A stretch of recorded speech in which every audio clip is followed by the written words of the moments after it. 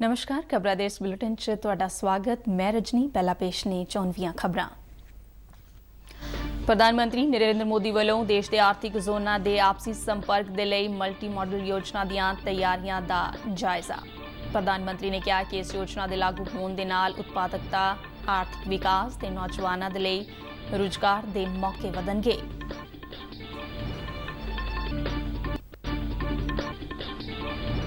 भारत दे नाल महीनिਆਂ ਦੇ ਸਰਹੱਦੀ ਤਣਾਅ ਤੋਂ ਬਾਅਦ ਚੀਨ ਨੇ ਆਪਸੀ ਵਖਰੇਵੇਂ ਦੂਰ ਕਰਨ ਦੀ ਇੱਛਾ ਜਤਾਈ।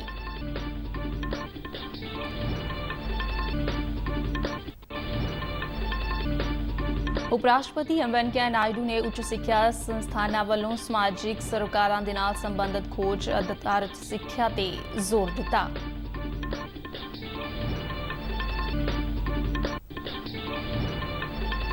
राष्ट्रपति वालों मनुखी स्रोत विकास मंत्रालय का नाम सिक्ख्या मंत्रालय वजों तब्दील करन नूं प्रवानगी।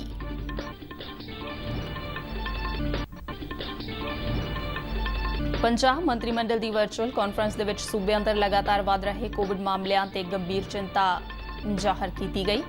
मुख्यमंत्री ने कहा कि ज्यादा गंभीर स्थिति वाले जिलों दे विच सख्त कदम चुकन तो गुरेज नहीं, पर आर्थिक गतिविधियां प्रभावित नहीं होण दित्तियां जाणगियां। कोरोना महामारी के वाधे फैलाव के मद्देनज़र जलंधर, लुधियाना और पटियाला दे विच अज तो वाधू पाबंदियां लागू।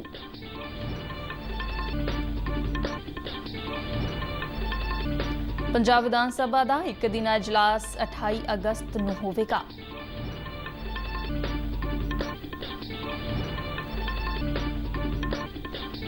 उगे शास्त्री गायक पंडित जसराज का 90 वरियां की उम्र च देहांत। ते हुण खबरां विस्तार नाल।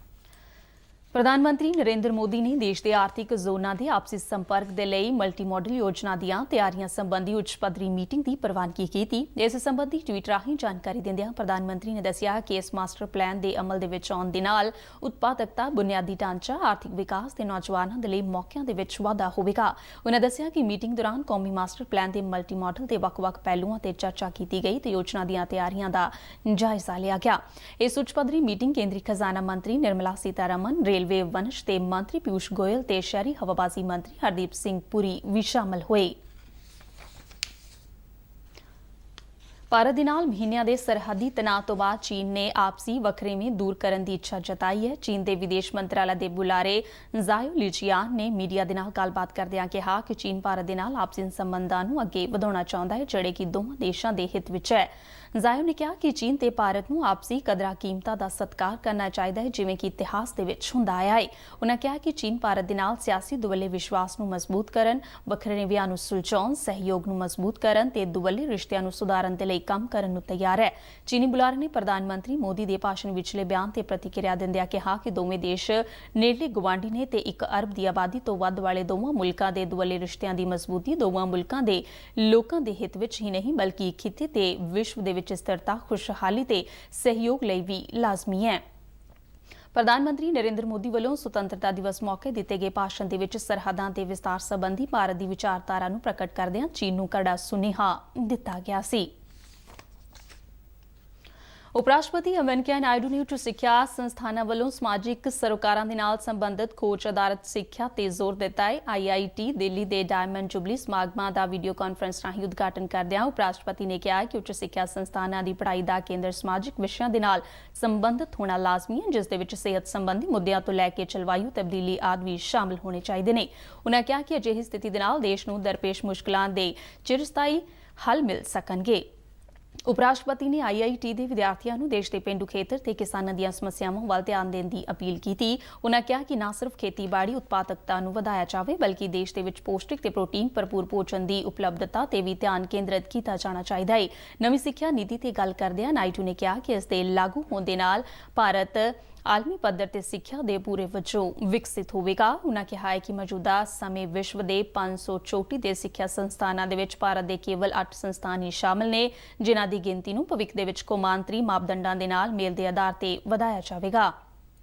उप राष्ट्रपति ने कहा कि भारत दे विच कौमांतरी नेता बनने की भरपूर समर्था है। उन्होंने कहा कि देश की नौजवान शक्ति ते जनसंख्यक लाभ की पूर्ण तौर पर वरतों करके अजिहा संभव हो सकता है। नायडू ने गुणवत्ता भरपूर सिक्ख्या नूं समय की लोड़ दस्सिया। With the new educational policy, seeks to promote India as a global study destination, providing premium education at affordable cost. Premium education at affordable cost, thereby helping to restore its role as Vishwaguru. The move to fill state selected universities from among the top 100 universities in the world to operate in India will also help in promoting excellence in education. ਇਸ ਮੌਕੇ ਉਪਰਾਸ਼ਟਰਪਤੀ ਵੈਂਕਈਆ ਨਾਇਡੂ ਨੇ IIT ਦੇ diamond jubilee logo ਤੇ ਸੰਸਥਾਨ ਦੇ ਨੀਤਿਕ ਦਸਤਾਵੇਜ਼ ਨੂੰ release ਕੀਤਾ। ਰਾਸ਼ਟਰਪਤੀ ਰਾਮਨਾਥ ਕੋਵਿੰਦ ਨੇ ਮਨੁੱਖੀ ਸਰੋਤ ਵਿਕਾਸ ਮੰਤਰਾਲੇ ਦਾ ਨਾਮ ਤਬਦੀਲ ਕਰਕੇ ਸਿੱਖਿਆ ਮੰਤਰਾਲੇ ਕਰਨ ਨੂੰ ਅੰਤਿਮ ਪ੍ਰਵਾਨਗੀ ਦੇ ਦਿੱਤੀ ਹੈ। ਮੰਤਰਾਲੇ ਵੱਲੋਂ ਨਵੀਂ ਦਿੱਲੀ ਤੋਂ ਜਾਰੀ ਇੱਕ ਬਿਆਨ ਦੇ ਵਿੱਚ ਦੱਸਿਆ ਗਿਆ ਹੈ ਕਿ ਨਵੀਂ ਕੌਮੀ ਸਿੱਖਿਆ ਨੀਤੀ ਦੀਆਂ ਪ੍ਰਮੁੱਖ ਸਿਫਾਰਸ਼ਾਂ ਦੇ ਵਿੱਚ ਮੰਤਰਾਲੇ ਦਾ ਨਾਮ ਤਬਦੀਲ ਕਰਕੇ ਸਿੱਖਿਆ ਮੰਤਰਾਲੇ ਕਰਨ ਦੀ ਸਿਫਾਰਿਸ਼ ਕੀਤੀ ਗਈ ਸੀ, ਜਿਸ ਨੂੰ ਕੇਂਦਰੀ ਕੈਬਨਿਟ ਵੱਲੋਂ ਪਿਛਲੇ ਮਹੀਨੇ ਪ੍ਰਵਾਨਗੀ ਦਿੱਤੀ ਗਈ। ਸਰਕਾਰ ਵੱਲੋਂ ਜਾਰੀ ਗਜ਼ਟ ਨੋਟੀਫਿਕੇਸ਼ਨ ਦੇ ਵਿੱਚ ਮੰਤਰਾਲੇ ਦਾ ਨਾਮ ਤਬਦੀਲ ਕਰਨ ਨੂੰ ਰਾਸ਼ਟਰਪਤੀ ਵੱਲੋਂ ਪ੍ਰਵਾਨਗੀ ਦੀ ਪੁਸ਼ਟੀ ਕੀਤੀ ਗਈ।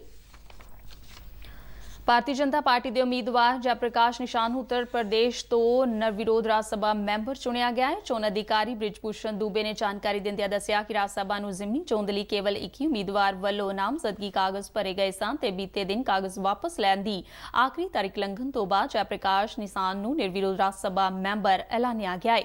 ਸਮਾਜਵਾਦੀ ਪਾਰਟੀ ਦੇ ਬੈਨੀ ਪ੍ਰਸਾਦ ਵਰਮਾ ਦੇ ਦੇਹਾਂਤ ਤੋਂ ਬਾਅਦ ਰਾਜ ਸਭਾ ਦੀ ਇਹ ਸੀਟ ਖਾਲੀ ਹੋ ਗਈ ਸੀ ਤੇ ਬੈਨੀ ਪ੍ਰਸਾਦ ਦਾ ਕਾਰਜਕਾਲ 4 ਜੁਲਾਈ 2022 ਤੱਕ ਸੀ।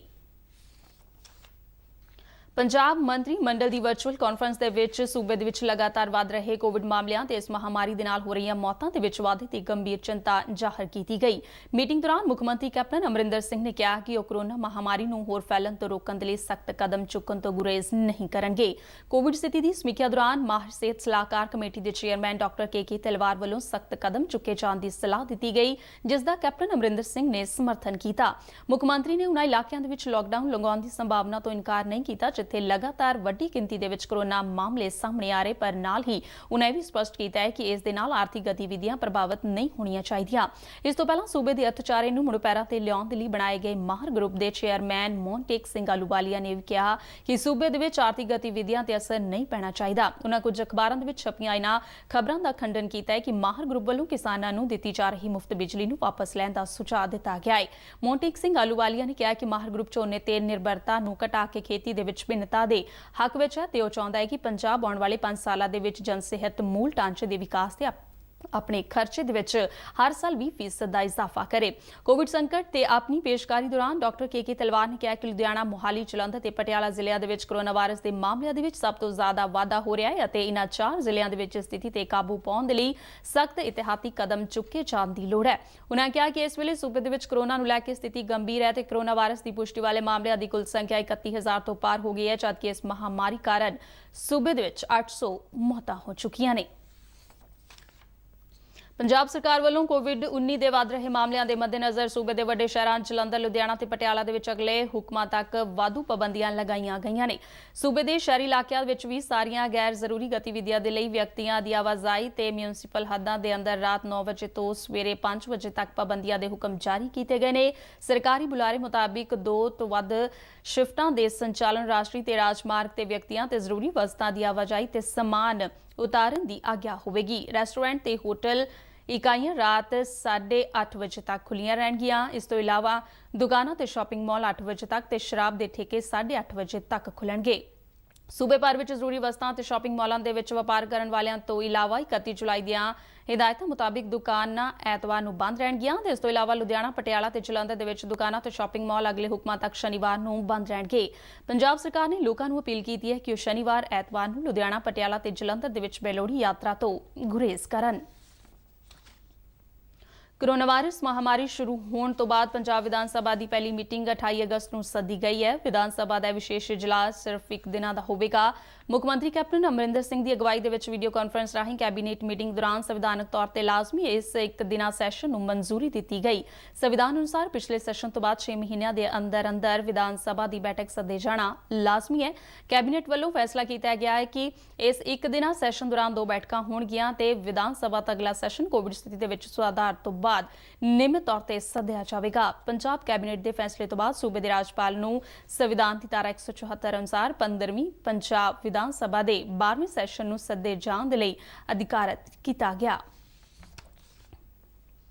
ਸ਼ਹੀਦ ਮਦਨ ਲਾਲ ਢੀਂਗਰਾ ਨੂੰ ਕੱਲ ਉਨ੍ਹਾਂ ਦੇ ਬਲੀਦਾਨ ਦਿਵਸ ਤੇ ਨਿੱਘੀਆਂ ਸ਼ਰਧਾਂਜਲੀਆਂ ਦਿੱਤੀਆਂ ਗਈਆਂ। ਸ਼ਹੀਦ ਮਦਨ ਲਾਲ ਢੀਂਗਰਾ ਯਾਦਗਾਰ ਸਮਿਤੀ ਵੱਲੋਂ ਅੰਮ੍ਰਿਤਸਰ ਦੇ ਟਾਊਨ ਹਾਲ ਸਥਿਤ ਉਨ੍ਹਾਂ ਦੇ ਬੁੱਤ ਤੇ ਸ਼ਰਧਾ ਦੇ ਫੁੱਲ ਭੇਂਟ ਕੀਤੇ।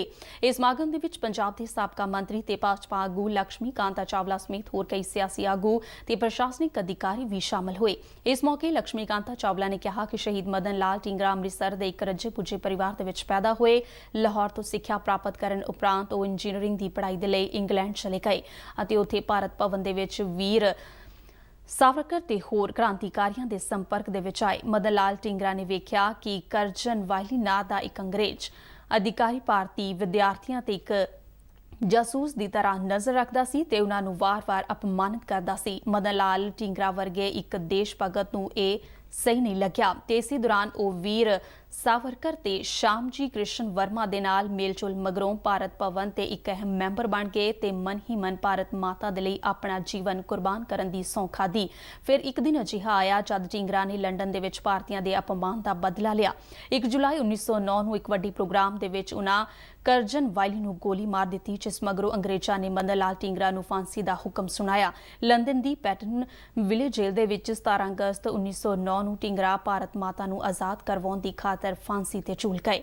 ਇਸ ਸਮਾਗਮ ਦੌਰਾਨ ਲక్ష్ਮੀ ਕਾਂਤਾ ਚਾਵਲਾ ਨੇ ਸ਼ਹੀਦ ਮਦਨ ਲਾਲ ਢੀਂਗਰਾ ਦੇ ਜੱਦੀ ਨਿਵਾਸ ਨੂੰ ਕੌਮੀ ਯਾਦਗਾਰ ਬਣਾਉਣ ਦੀ ਮੰਗ ਫਿਰ ਦੁਹਰਾਈ। ਇਸ ਮੌਕੇ ਸਕੂਲੀ ਵਿਦਿਆਰਥੀਆਂ ਨੇ ਭਾਸ਼ਣ ਤੇ ਕਵਿਤਾ ਗਾਇਨ ਰਾਹੀਂ ਸ਼ਹੀਦ ਮਦਨ ਲਾਲ ਢੀਂਗਰਾ ਦੀ ਜੀਵਨ ਗਾਥਾ ਦਾ ਵਰਣਨ ਕੀਤਾ।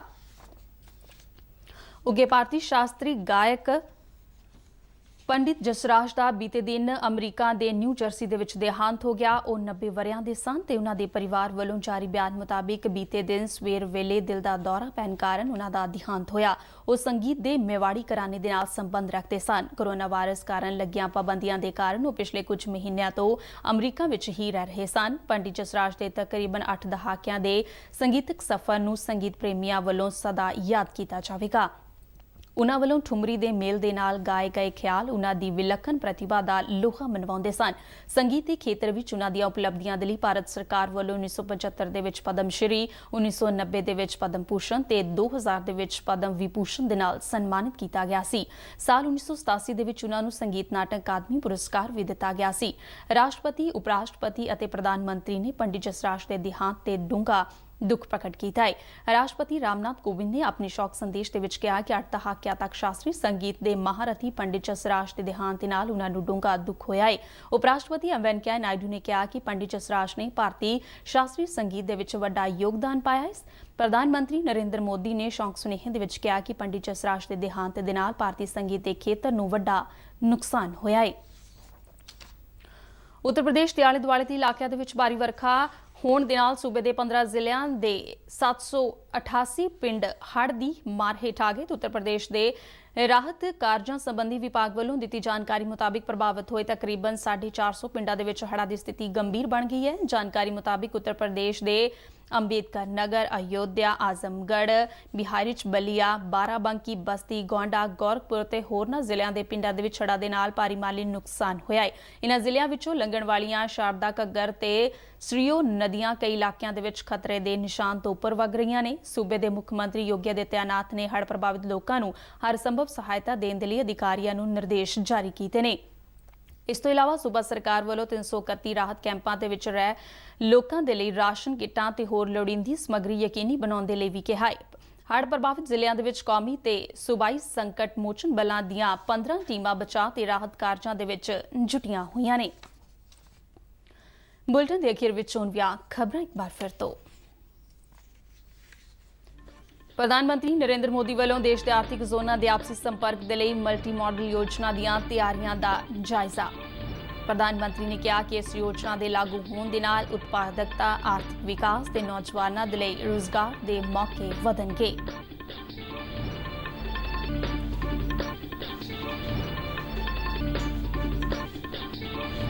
ਭਾਰਤ ਦੇ ਨਾਲ ਮਹੀਨਿਆਂ ਦੇ ਸਰਹੱਦੀ ਤਣਾਅ ਤੋਂ ਬਾਅਦ ਚੀਨ ਨੇ ਆਪਸੀ ਵਕਰੇਵੇਂ ਦੂਰ ਕਰਨ ਦੀ ਇੱਛਾ ਜਤਾਈ। ਉਪ ਰਾਸ਼ਟਰਪਤੀ ਐਮ ਵੈਂਕਈਆ ਨਾਇਡੂ ਨੇ ਉੱਚ ਸਿੱਖਿਆ ਸੰਸਥਾਨਾਂ ਵੱਲੋਂ ਸਮਾਜਿਕ ਸਰੋਕਾਰਾਂ ਦੇ ਨਾਲ ਸੰਬੰਧਿਤ ਖੋਜ ਆਧਾਰਿਤ ਸਿੱਖਿਆ ਤੇ ਜ਼ੋਰ ਦਿੱਤਾ। ਰਾਸ਼ਟਰਪਤੀ ਵੱਲੋਂ ਮਨੁੱਖੀ ਸਰੋਤ ਵਿਕਾਸ ਮੰਤਰਾਲਾ ਦੇ ਨਾਲ ਸਿੱਖਿਆ ਮੰਤਰਾਲਾ ਵਜੋਂ ਤਬਦੀਲ ਕਰਨ ਨੂੰ ਪ੍ਰਵਾਨਗੀ।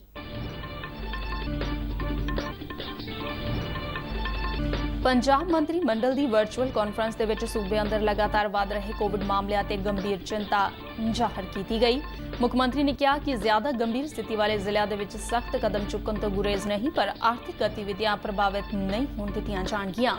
ਕੋਰੋਨਾ ਮਹਾਮਾਰੀ ਦੇ ਵੱਧਦੇ ਫੈਲਾਅ ਦੇ ਮੱਦੇਨਜ਼ਰ ਜਲੰਧਰ, ਲੁਧਿਆਣਾ ਤੇ ਪਟਿਆਲਾ ਦੇ ਵਿੱਚ ਅੱਜ ਤੋਂ ਵਾਧੂ ਪਾਬੰਦੀਆਂ ਲਾਗੂ। ਪੰਜਾਬ ਵਿਧਾਨ ਸਭਾ ਦਾ ਇੱਕ ਦਿਨਾ ਇਜਲਾਸ 28 ਅਗਸਤ ਨੂੰ ਹੋਵੇਗਾ।